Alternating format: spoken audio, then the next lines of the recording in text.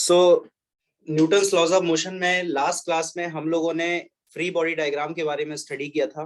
Free body diagram क्या होता है, इसको फ्री बॉडी डायग्राम बनाने के मैंने आपको 3 स्टेप बताए थे कि किसी भी ऑब्जेक्ट के लिए अगर हमको फ्री बॉडी डायग्राम यानी FBD ड्रॉ करना है तो उसके लिए हमें 3 स्टेप्स फॉलो करने होते हैं, ठीक है। जिसमें से पहला स्टेप क्या था, सबसे पहले हमें क्या करना होता है, आइसोलेट करना होता है। आइसोलेट। हाँ, सेकंड स्टेप जो था वो क्या था हमारे वेट। पास, हाँ weight, mg, very weight. Good. हाँ, और थर्ड स्टेप जो था वो क्या था, नॉर्मल, अप्लाइड, टेंशन या फ्रिक्शन, या चारों भी हो सकते हैं, कोई 3 हो सकते हैं, कोई 2 हो सकते हैं, कोई 1 हो सकता है, कुछ भी हो सकता है, ठीक है। तो इन ये 3 स्टेप्स को फॉलो हमें करना है। इन 3 स्टेप्स को अगर हम फॉलो कर लेते तो हम किसी भी ऑब्जेक्ट का फ्री बॉडी डायग्राम बना लेते, ठीक है। आज की क्लास में हमारा टॉपिक रहेगा न्यूटन के लॉज पढ़ने हैं हमें। न्यूटन ने किसी भी पार्टिकल के मोशन के लिए कितने लॉज दिए थे, 3 लॉज दिए थे। न्यूटन ने किसी भी पार्टिकल के मोशन के लिए कितने लॉज दिए थे, 3 लॉज दिए थे। जिसमें से फर्स्ट लॉ क्या कहलाता है, फर्स्ट लॉ जो होता है उसको हम लोग कहते हैं लॉ ऑफ इनर्शिया। जो फर्स्ट लॉ होता है उसको हम लोग कहते हैं लॉ ऑफ इनर्शिया, ठीक है। अब इसमें ये जो लॉ ऑफ इनर्शिया एक नया शब्द निकल करके आया है, नया शब्द है आपके जीवन में इनर्शिया। ये इनर्शिया क्या होता है भाई, इसको हमें समझना बहुत ही जरूरी है। देखो, इनर्शिया सिंपल सी चीज है। इनर्शिया जो है वो एक सिंपल सा अपोज होता है। इनर्शिया क्या होता है, एक तरह का अपोज है। किस चीज पे डिपेंड करता है, ये मास पे डिपेंड करता है। इनर्शिया किस चीज पे डिपेंड करता है, मास पे डिपेंड करता है। किसी ऑब्जेक्ट का मास जितना ज्यादा होगा उसका इनर्शिया भी उतना ही ज्यादा होगा, ठीक है।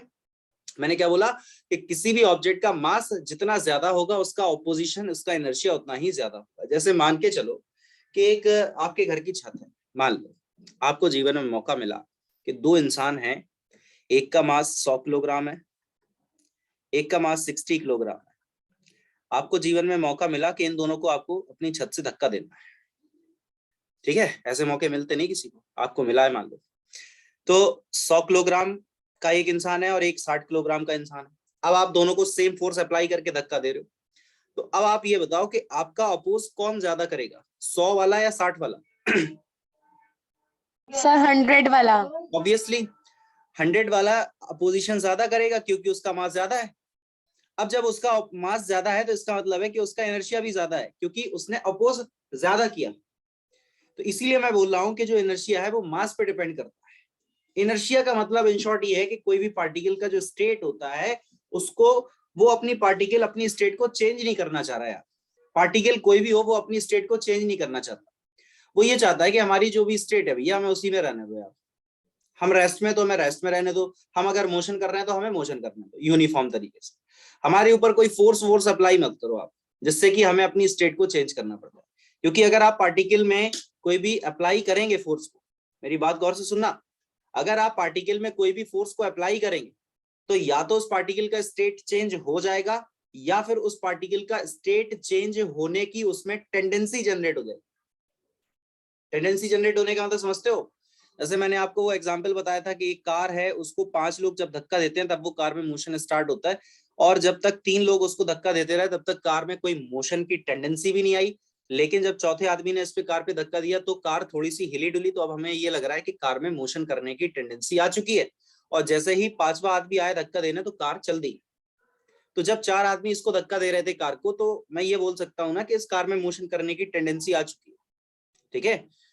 अब बात यहां पे आती है कि जो भी फोर्स आप अप्लाई कर रहे हो, मैंने क्या बोला कि जो भी फोर्स आप यहां पे अप्लाई कर रहे हो तो वो किस टाइप का फोर्स है ना, मेरी बात को समझना गौर से। जो भी फोर्स आप अप्लाई कर रहे हो वो किस टाइप का फोर्स है। तो अब मेरी बात को आप बहुत गौर से सुनना, मैं क्या बोल रहा हूं यहाँ पे, ठीक है। देखो, मैं अगर ऐसा बोलूं कि जैसे अगर मैं फोर्स की बात करता हूं आपसे, तो फोर्स को मैं 2 कैटेगरीज में डिवाइड कर रहा हूं। एक हो गया हमारा बैलेंस्ड फोर्स, सुनना बात, एक हो गया हमारा बैलेंस्ड फोर्स और एक हो जाएगा हमारा अनबैलेंस्ड फोर्स। एक हो गया हमारा बैलेंस्ड फोर्स और एक हो जाएगा हमारा अनबैलेंस्ड फोर्स, ठीक है। अब ये बैलेंस्ड फोर्स अनबैलेंस्ड फोर्स का क्या मतलब होता है? तो बैलेंस्ड फोर्स का मतलब है जब भी किसी पार्टिकल पे आप फोर्स अप्लाई कर रहे हो और उन सारे फोर्सेस का जो रिजल्टेंट है वो कितना आ जाए, 0 आ जाए। सारे फोर्सेस का रिजल्टेंट है वो कितना आ जाए, 0 आ जाए, उसको हम लोग कहते हैं बैलेंस्ड फोर्स। अगर अनबैलेंस्ड फोर्स की हम लोग बात करते हैं तो यहाँ पे अगर रिजल्टेंट फोर्स की हम लोग बात करेंगे तो ये रिजल्टेंट फोर्स की वैल्यू जो है वो 0 नहीं आएगी। ठीक है, जैसे अगर मैंने यहाँ पे कोई भी एक ऑब्जेक्ट मान लिया स्मॉल एम मास का, इस ऑब्जेक्ट पे आपने यहाँ से 10 न्यूटन का फोर्स अप्लाई किया, इस ऑब्जेक्ट पे आपने यहाँ से 10 न्यूटन का फोर्स अप्लाई किया, आपने दोनों साइड से सेम अमाउंट का ऑपोजिट डायरेक्शन में फोर्स अप्लाई किया, तो अब आप मुझे ये बता दो कि क्या यहाँ पे एफ नेट 0 नहीं है? बिल्कुल है सर, बिल्कुल है ना। यस क्यों है? सर। क्योंकि जितना 10 न्यूटन इधर लगा 10 न्यूटन इधर लगा, रिजल्टेंट 0 हो गया। लेकिन अगर यहाँ हम देखते हैं कि कोई भी स्मॉल एम मास का पार्टिकल है, इस डायरेक्शन में मान के चलो उस पर फोर्स लगाए 15 न्यूटन का, और इस डायरेक्शन में फोर्स लगाए ये 10 न्यूटन का, तो क्या यहाँ पे रिजल्टेंट फोर्स 0 है? नहीं। तो यहाँ पे रिजल्टेंट कितना होगा? 15 माइनस 10 दैट इज 5 न्यूटन। 5 होगा कि नहीं? अब इसी चीज से हम लोगों ने यहाँ पे एक चीज और समझ ली कि 15 न्यूटन का फोर्स उस पे लगा है लेफ्ट से राइट की तरफ। देखो मेरी बात को सुनना, ये 15 न्यूटन का जो फोर्स है वो लिखा है बस लेफ्ट में, लेकिन अप्लाई किस डायरेक्शन में हो रहा है? राइट साइड में। देखो एरो देखो आप, ये एरो देखो ना, कहाँ अप्लाई हुआ? राइट में। और ये जो 10 न्यूटन का फोर्स है ये लिखा है बस राइट में, लेकिन अप्लाई कहाँ हो रहा है? लेफ्ट में। ठीक है, तो अब आप मुझे ये बताओ कि ये जो ऑब्जेक्ट है स्मॉल एम मास का, वो राइट साइड में मोशन करेगा या लेफ्ट साइड में मोशन करेगा?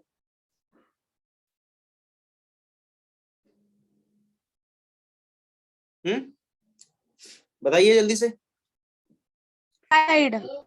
राइट साइड में ये मोशन करेगा। कितने न्यूटन के फोर्स के साथ? 5 न्यूटन के फोर्स के साथ ये पार्टिकल राइट साइड में मोशन कर जाएगा। I think this is clear to you. Okay, अब Yes, अगर sir. ये पार्टिकल राइट साइड में मोशन कर रहा है तो ऑब्वियस सी बात है कि इसका जो एक्सेलरेशन है वो भी राइट साइड में ही होगा, क्योंकि उधर ही जा रहा है, वो उधर ही तो मोशन कर रहा है। अरे भाई, जहां मोशन करेगा वहीं तो एक्सेलरेशन।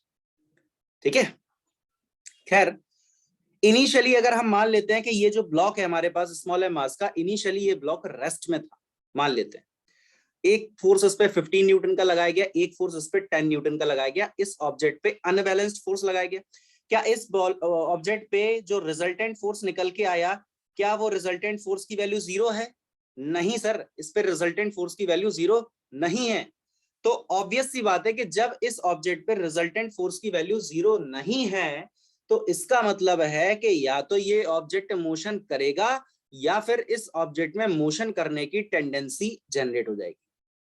भाई हम गारंटी से भी ये नहीं कह सकते ना, डेफिनेटली हम कैसे कह सकते हैं कि वो मोशन कर ही जाएगा? अरे भाई, हो सकता है कि बहुत हैवी पार्टिकल हो कोई, है ना। अपन छोटे छोटे फोर्सेस लगा रहे हैं, भले ही वो अनबैलेंस्ड फोर्स है, तो क्या गारंटी है कि मतलब पार्टिकल मोशन कर ही जाएगा? दीवार पे आप लगा लो फोर्स, करा दोगे मोशन? नहीं नहीं, बताओ करा दोगे? नहीं करा पाओगे। दीवार पे तो आप फोर्स लगा रहे हो ना, एक ही साइड से तो लगा रहे हो, सामने से तो दीवार से कोई लगा नहीं रहा, उस साइड से भी लगा रहा हो दीवार पे कि दीवार फिक्स है। आपने यहाँ से 10 न्यूटन लगाया, दीवार के उस पार से कोई और है वो भी 10 न्यूटन लगा रहा है, इसलिए दीवार फिक्स है, ऐसा तो है नहीं। तो दीवार को तो आप खिसका नहीं पाएंगे, है मतलब इंसान है। तो अनबैलेंस्ड फोर्स अप्लाई करने से मैं क्या कहना चाह रहा हूं, इन शॉर्ट वो समझो। अनबैलेंस्ड फोर्स को अप्लाई करने से किसी भी ऑब्जेक्ट का जो स्टेट है वो चेंज हो भी सकता है और नहीं भी हो सकता है। मे और may not be changed. Okay, क्या स्टेट? स्टेट में और मे नॉट बी चेंज, मतलब स्टेट चेंज हो भी सकती थी, नहीं भी हो सकती थी। अनबैलेंस्ड फोर्स लगा है, हो भी सकती है चेंज और नहीं भी हो सकती है। लेकिन लेकिन लेकिन अगर हमने किसी ऑब्जेक्ट पे बैलेंस्ड फोर्स अप्लाई किया तो डेफिनेटली, क्या मैंने क्या बोला? Definitely state will not change. Definitely state will not change. इस केस में स्टेट चेंज नहीं होगी। क्यों? क्योंकि balance force sir, F net कितना हो गया? 0। एफ नेट कितना है यहाँ पे बच्चे? 0 है। ठीक है, रिजल्टेंट फोर्स तो पार्टिकल पे है ही नहीं भैया, स्टेट चेंज कहां से कराओगे? कोई पार्टिकल अगर रेस्ट में, मान के चलो कोई भी पार्टिकल रेस्ट में, तो जब तक उस पर एक्सटर्नल कोई फोर्स ना लगे तब तक क्या वो पार्टिकल मोशन कर सकता है कभी? बताओ आप। या जैसे मान लो कि ये फोन है मेरा और ये फोन ऐसे रखा हुआ है। अब यार ये फोन रखा है तो इस पे कोई अप्लाइड फोर्स हो रहा? नहीं हो रहा, तो क्या ये मोशन कर जाएगा अपने आप से? मतलब इसको, मतलब क्या, इसको क्या हो जाएगा एकदम? नहीं करेगा ये मोशन। और एक कंडीशन और भी है कि ये मोशन ना करे, यहां से जितना फोर्स इस पे लगाया गया उतनी फोर्स यहां लगा दो, तब भी ये मोशन नहीं करेगा, तब भी इसका स्टेट चेंज नहीं होगा। क्यों? क्योंकि इस पे रिजल्टेंट फोर्स कितना हो गया, 0। ठीक है। और लेकिन अगर ऐसा हो जाए कि यहां से मान लो 10 न्यूटन फोर्स लगा, यहां से मान लो 15 न्यूटन फोर्स लगा, तो ये मोशन कर सकता है और नहीं भी कर सकता है। मान के चलो ये मोशन कर गया, अगर हल्का पार्टिकल है, फोर्स ज्यादा लगा है मान लो, तो ये मोशन कर जाएगा। लेकिन मान के चलो कि ये पार्टिकल बहुत ही भारी है, फोर्स आप छोटे अमाउंट के लगा रहे हो, भले ही अनबैलेंस्ड है, तो ये मोशन नहीं करेगा ना। तो मैंने क्या बोला कि अनबैलेंस्ड फोर्स अप्लाई करने से इस बात की कोई गारंटी नहीं है कि पार्टिकल की स्टेट चेंज होगी या नहीं, लेकिन बैलेंस्ड फोर्स अप्लाई करने से इस बात की गारंटी है कि स्टेट चेंज नहीं होगी। तो अब आप मुझे ये बताओ कि किसी भी पार्टिकल को, अगर किसी पार्टिकल की स्टेट को अगर हमें चेंज करना है, तो हम उस पर बैलेंस्ड फोर्स लगाएं या अनबैलेंस्ड फोर्स लगाएं, किसमें चांसेस ज्यादा है स्टेट चेंज करने? अनबैलेंस। ऑब्वियस सी बात है ना कि अनबैलेंस्ड फोर्स अगर हम अप्लाई करते हैं तो पार्टिकल का स्टेट चेंज हम कर भी सकते हैं और नहीं भी, लेकिन हम ये बोल रहे हैं ना कर भी सकते हैं। ठीक है। तो अब यहाँ पे जो न्यूटन ने फर्स्ट लॉ अपना दिया था, इन्होंने क्या बताया कि each body continues to be in its state of rest और uniform motion in a straight line unless compelled by some external force to act otherwise. अब ये जो एक्सटर्नल फोर्स की बात यहाँ पे की गई है, तो अब आप मुझे अपने आप से क्लियर बता सकते हो कि ये जो एक्सटर्नल फोर्स है ये किस टाइप का है, बैलेंस्ड है या अनबैलेंस्ड है? बताओ, बैलेंस्ड है या अनबैलेंस्ड? अनबैलेंस। Very nice. तो ये जो भी एक्सटर्नल फोर्स लगेगा वो कैसा होगा, अनबैलेंस्ड फोर्स होगा। वो कैसा फोर्स हो जाएगा यहाँ पे, अनबैलेंस्ड फोर्स हो जाएगा। I think this is clear to you. Okay, तो वही ये सारे स्टेटमेंट जो यहाँ पे लिखे हुए हैं, इसको आप, बेसिक थ्योरी है, इसको आप पढ़ लेना। न्यूटन का फर्स्ट लॉ क्या कहता है कि किसी भी ऑब्जेक्ट पे जब तक आप कोई अनबैलेंस्ड फोर्स अप्लाई नहीं करोगे तब तक उस ऑब्जेक्ट का आप स्टेट चेंज नहीं कर सकते, तब तक आप उस ऑब्जेक्ट का स्टेट चेंज नहीं कर सकते। ओके, तो ये न्यूटन का फर्स्ट लॉ है। न्यूटन ने फर्स्ट लॉ में यही सारी चीजों को बताया था। मेरे ख्याल से इतनी चीज आपको क्लियर हो। Yes sir. Very nice. अब हम लोग यहाँ पे बात करते हैं न्यूटन के सेकंड लॉ के बारे में। ठीक है, तो न्यूटन के सेकंड लॉ के बारे में, इसका आप लोग देखो, ये वाली जो स्लाइड है ना, अभी मैं इसको इरेज कर दूंगा, तो आप प्लीज इसका स्क्रीनशॉट ले लेना। ठीक है, आप इस वाली स्लाइड का स्क्रीनशॉट ले लेना, क्योंकि नोट्स तो मैं आपको शेयर कर चुका हूँ आपके साथ, तो ये सारी चीजें नोट्स में नहीं होंगी। अगर आपको ये जरूरी लगता है कि ये चीज आपके पास होनी चाहिए, तो आप इसका स्क्रीनशॉट ले लो, अपने हिसाब से आप नोट करना उसको। ओके, मैं इसको हटा दूं, मैं इसको हटा दूं, बोलो जल्दी से, बोलो फिर आगे बढ़े, रेस कर दूं? चलो, यस सर। अब हम लोग यहाँ पे न्यूटन के सेकंड लॉ के बारे में बात करेंगे, लेकिन न्यूटन के सेकंड लॉ को जानने से पहले हमें एक टर्म इंपॉर्टेंट है, जानना जरूरी है, जिसको हम लोग कहते हैं लीनियर मोमेंटम। ये टर्म हमें जानना बहुत ही जरूरी है, जिसको हम लोग बोल रहे हैं लीनियर मोमेंटम। क्या होता है लीनियर मोमेंटम? क्या आपको पता है लीनियर मोमेंटम क्या होता है? सिंपल सा होता है the product of mass and velocity ना, the product of mass and velocity, इसको हम लोग कहते हैं लीनियर मोमेंटम। यानी लीनियर मोमेंटम जो है वो किसी भी पार्टिकल के मोशन में है या नहीं है उसके बारे में बताता है। यानी कोई पार्टिकल मोशन कर रहा है तो उसके पास मोमेंटम है, कोई पार्टिकल मोशन नहीं कर रहा है तो उसके पास मोमेंटम नहीं है। ठीक है, और इसको जो मैथमेटिकल एक्सप्रेशन में हम लोग लिखते हैं वो कैसे लिखते हैं, m इंटू वी। ऑब्वियस सी बात है कि जो v है वो वेलोसिटी है, और velocity is a vector quantity, that's why we can say that linear momentum is also a vector quantity. Linear momentum भी हमारी कैसी क्वांटिटी हो जाएगा, वेक्टर क्वांटिटी हो जाएगा। क्लियर है ना इतनी बात? अब इसी से हम लोग यहाँ पे यूनिट डिफाइन कर सकते हैं। इसका यूनिट क्या हो जाएगा, आप मुझे बता दो, यूनिट क्या हो जाएगा? मास का यूनिट क्या होता है, किलोग्राम, और वेलोसिटी का यूनिट हो जाता है मीटर पर सेकंड, यूनिट आ जाएगा इसका। ठीक है, अगर हम लोग यहाँ पे डायमेंशन की बात करते हैं कि भाई लीनियर मोमेंटम का डायमेंशन क्या होगा, तो मास का डायमेंशन क्या हो जाता है? हाँ, मास का होता है m और वेलोसिटी का होता है lt-1। सो इसका डायमेंशन जो आएगा फाइनली वो आ जाएगा ml t माइनस 1। और अगर हम बात करते हैं कि ये क्वांटिटी कैसी है सर, स्केलर है या वेक्टर है, ये बताओ आप मुझे। तो आपको ये एरो दिखाई दे रहा है, अब तो कोई भी बता देगा कि ये जो क्वांटिटी है लीनियर मोमेंटम वो एक तरह की वेक्टर क्वांटिटी है, क्योंकि एरो लगा उसके ऊपर भाई। एरो देख के तो पता चल ही जाएगा कि linear momentum is a vector quantity. Clear है?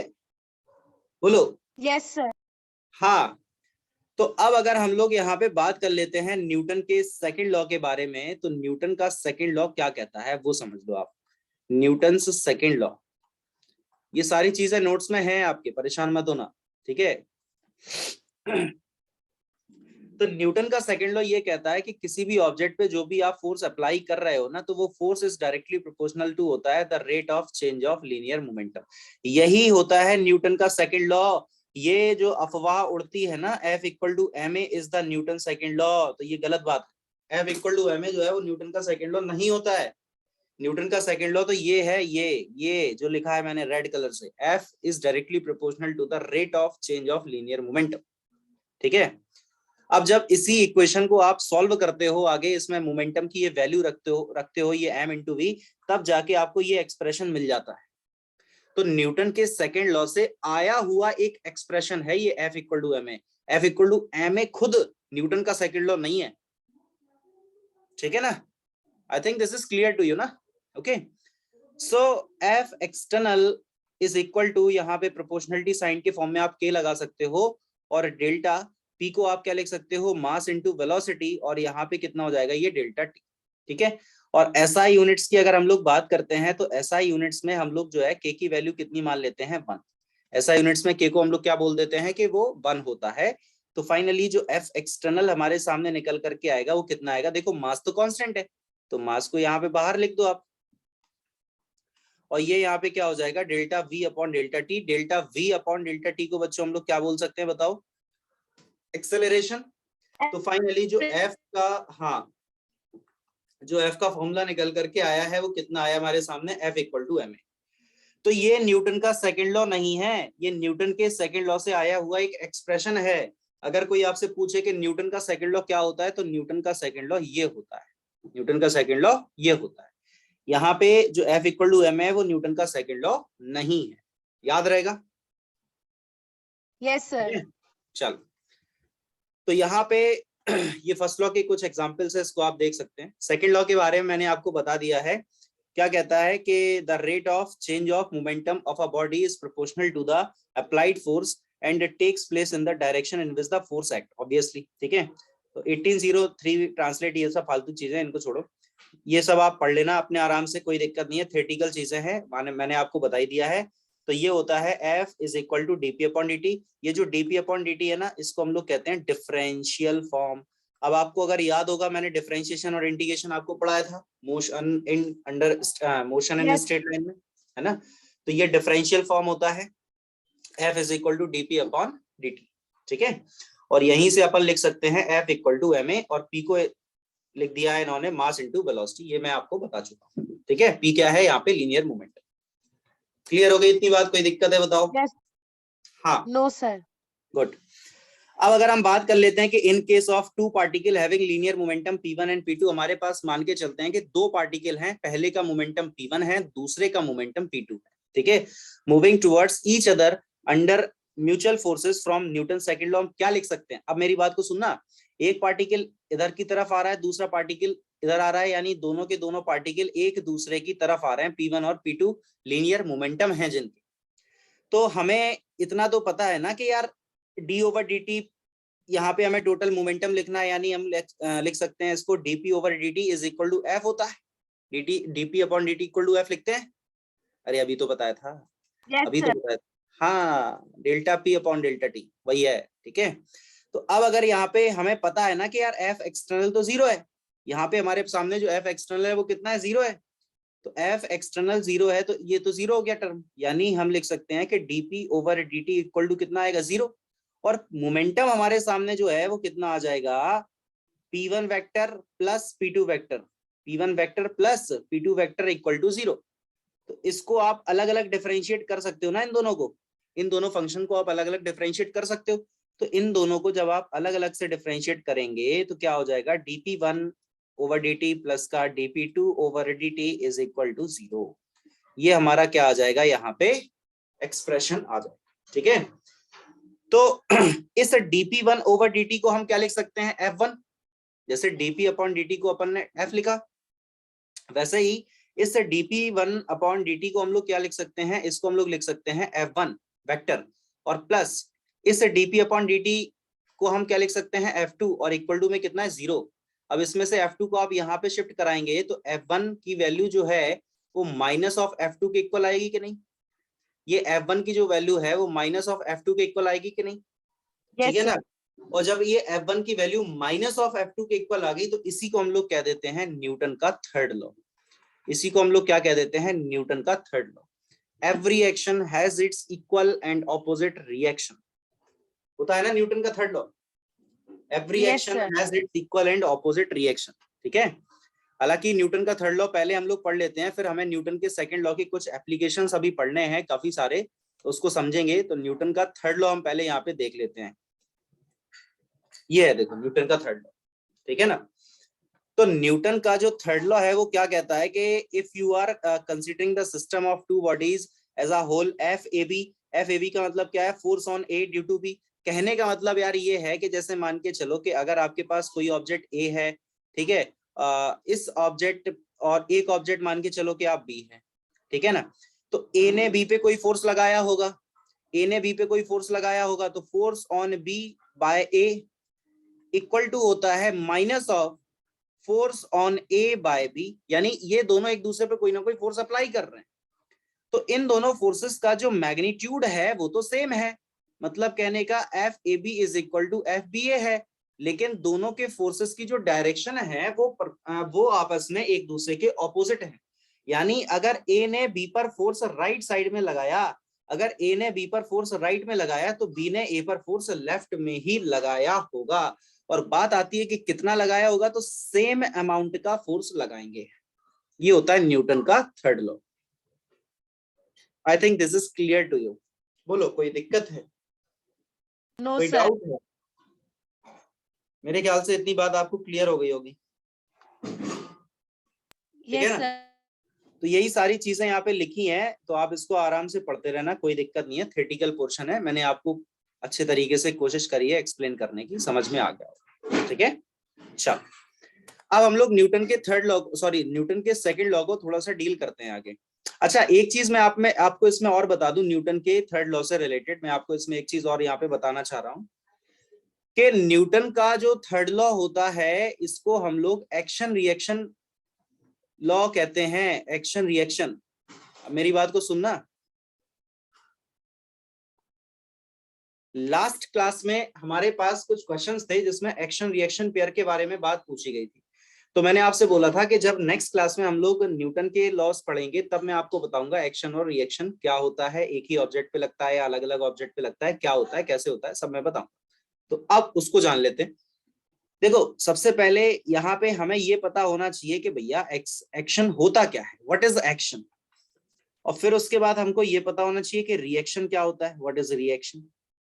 तो एक्शन का मतलब क्या होता है, आप बता सकते हो कि एक्शन क्या है, व्हाट इज एक्शन। बताओ आप मुझे, एक्शन क्या होता है, पता है क्या। एक्शन का मतलब होता है जो हम कर रहे हैं, जो हमने किया, व्हाट वी डिड, जो हम लोगों ने किया, जो हमने किसी ऑब्जेक्ट पे फोर्स अप्लाई किया, दैट इज एक्शन। और उस ऑब्जेक्ट ने बदला लिया अपना, क्या मतलब हिम्मत कैसे हुई तुम्हारी फोर्स अप्लाई करने, उसने जो बदला लिया तुमसे, वो रिएक्शन। समझ पा रहे हो।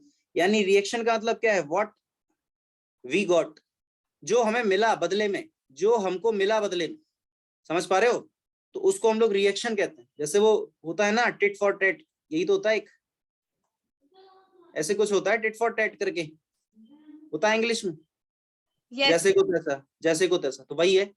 तो मतलब जैसा आप कर रहे हैं वैसा आपको रिजल्ट मिलेगा। तो जो आप कर रहे हैं वो क्या है, एक्शन है। जो आपको उसका रिजल्ट मिला वो उसका रिएक्शन है, ठीक है। अब एक चीज को आप याद रखना कि जैसे यहाँ कुछ क्वेश्चंस थे उस दिन की क्लास में, हमारी लास्ट क्लास में कुछ क्वेश्चंस थे, मैं आपको यहाँ पे दिखाऊंगा क्वेश्चन।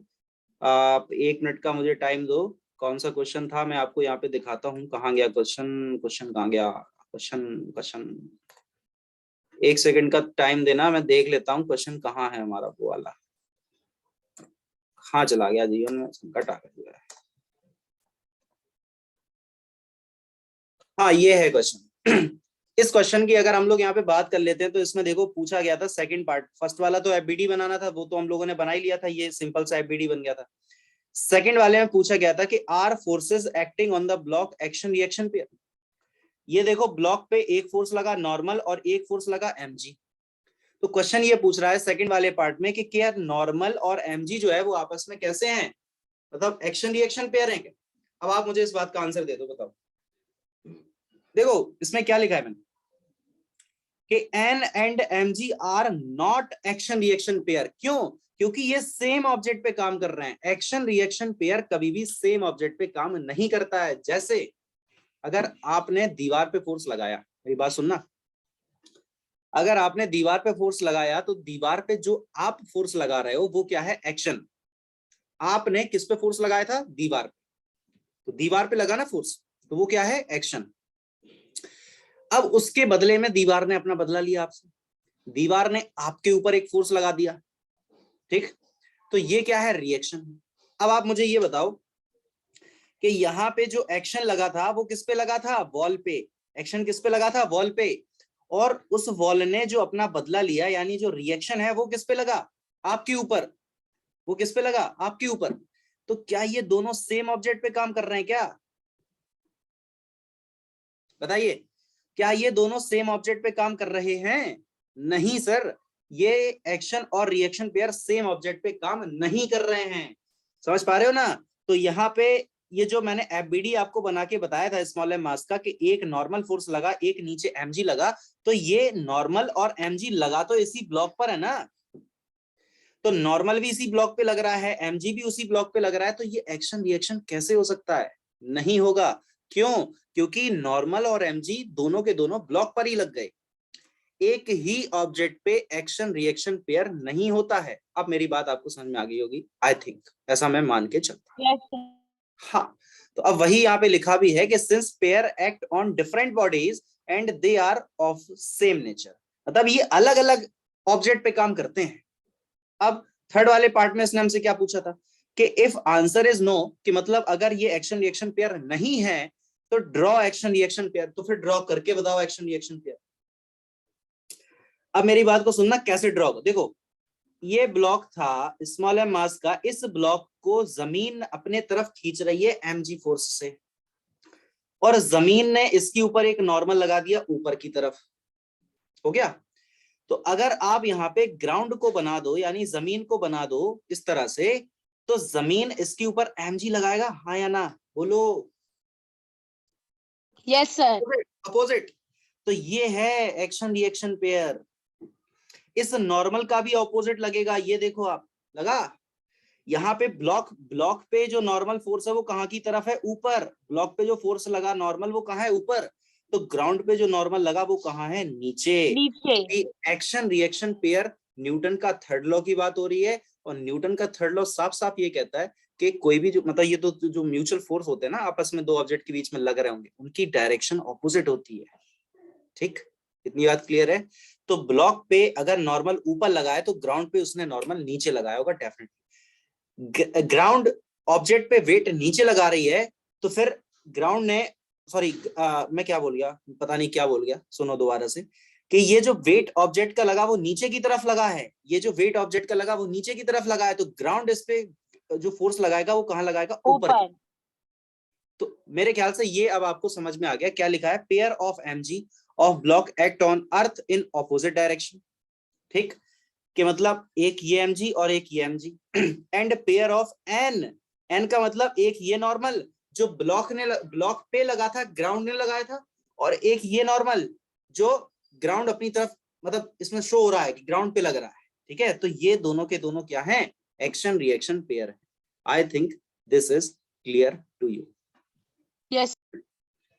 तो ये आपको यह एक्शन रिएक्शन पेयर का फंडा क्लियर हो गया, हाँ या ना। यानी न्यूटन के जो तीनों लॉज हैं वो आपको बहुत अच्छे से क्लियर हो गए होंगे। न्यूटन ने फर्स्ट लॉ में क्या बताया था कि जब तक किसी ऑब्जेक्ट पे कोई अनबैलेंस्ड फोर्स अप्लाई ना किया जाए तब तक उस ऑब्जेक्ट का स्टेट चेंज नहीं होगा। यानी कोई ऑब्जेक्ट अगर रेस्ट में है तो रेस्ट में रहेगी, कोई ऑब्जेक्ट यूनिफॉर्म मोशन कर रही है तो वो यूनिफॉर्म मोशन करती रहेगी, जब तक कि उस ऑब्जेक्ट पे कोई एक अनबैलेंस्ड एक्सटर्नल फोर्स अप्लाई ना किया जाए। ये पहला फोर्स लॉ है न्यूटन का, ठीक है। सेकेंड लॉ में न्यूटन ने बताया कि जो भी किसी ऑब्जेक्ट पे लगने वाला फोर्स होता है वो डायरेक्टली प्रोपोर्शनल होता है the rate of change of linear momentum, ठीक है ना, कि मोमेंटम किस रेट से चेंज हो रहा है इस बात पे डिपेंड कर रहा है फोर्स, मतलब डायरेक्टली प्रोपोर्शनल है फोर्स, ठीक। ये होता है न्यूटन का सेकंड लॉ। न्यूटन का थर्ड लॉ हमारा क्या कहता है? न्यूटन का थर्ड लॉ हमारा ये कहता है कि एक ऑब्जेक्ट ने दूसरी ऑब्जेक्ट पे जितना फोर्स लगाया उस दूसरी ऑब्जेक्ट ने पहली ऑब्जेक्ट पे उतने ही अमाउंट का फोर्स ऑपोजिट डायरेक्शन में लगाया। इसको कहते हैं न्यूटन का थर्ड लॉ। अब न्यूटन के थर्ड लॉ में याद करने वाली चीज आपको क्या है, मतलब कि जो आपको अपने जहन में रखना है, अपने दिमाग में ये रखना है कि जो एक्शन रिएक्शन होते हैं, एक्शन का मतलब क्या है? व्हाट वी डिड, जो हमने किया, दैट इज एक्शन। जो हमें उसका रिजल्ट मिला, यानी हमने किसी के साथ जो करा उसने हमसे बदला लिया, तो उसको हम लोगों ने बोल दिया रिएक्शन। तो एक्शन और रिएक्शन पेयर जो होता है वो हमेशा अलग अलग ऑब्जेक्ट पे काम करेगा। Is it okay? न्यूटन के तीनों लॉज आपको क्लियर हो गए, हाँ या ना? Yes sir. Very nice. तो आज मतलब हम लोग न्यूटन के तीनों लॉज पढ़ चुके हैं, ठीक है ना। तो उम्मीद करता हूं कि ये आपको बहुत अच्छे से समझ में आए होंगे।